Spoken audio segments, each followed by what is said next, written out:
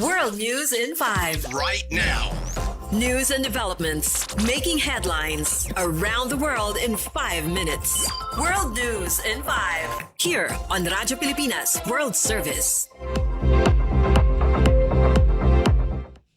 Good day to all of our listeners here on Radyo Pilipinas World Service. This is World News in 5 and I'm your host, Steph Vicente. The United States has signed a new nuclear energy agreement with Saudi Arabia, marking a major step in bilateral cooperation. The BBC reports U.S. Energy Secretary Chris Wright and Saudi Energy Minister Prince Abdulaziz bin Salman formalizes the deal, which includes safeguards for peaceful nuclear use. Saudi Arabia has long sought access to American nuclear technology, with efforts dating back to the George W. Bush administration. The push has intensified under Crown Prince Mohammed bin Salman as the kingdom works to diversify its economy.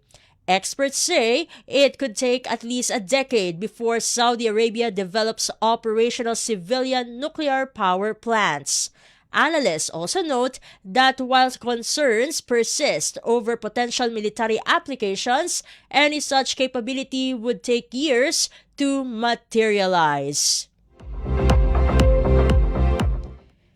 In related news, the newly signed U.S.-Saudi nuclear deal is expected to strengthen Riyadh's position in the Middle East even as immediate impacts remain limited. The BBC reports in the short term, the agreement reinforces Saudi Arabia's ties with Washington amid regional tensions, including the ongoing war involving Iran. For the United States, the deal provides a strategic advantage in competing with China and Russia for influence in nuclear energy development across the region. China had previously pursued a similar agreement with Saudi Arabia, while Russia has already built nuclear facilities in countries like Egypt and Turkey.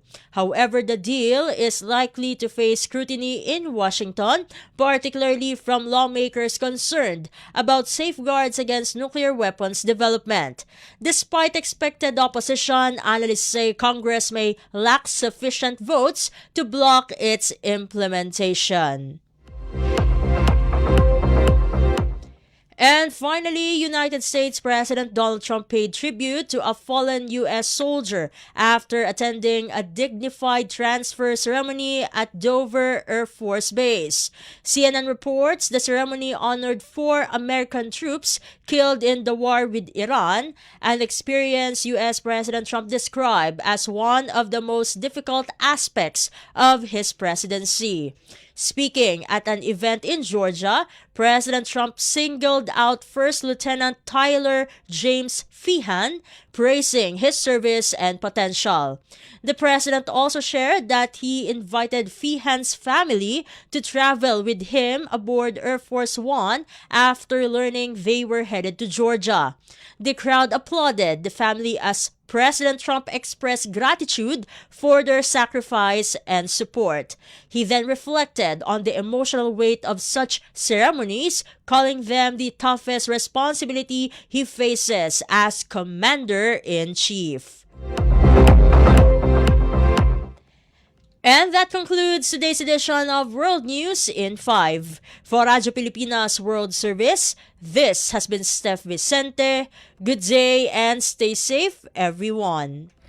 World News in 5. Right now. News and developments making headlines around the world in 5 minutes. World News in 5. Here on Radyo Pilipinas World Service.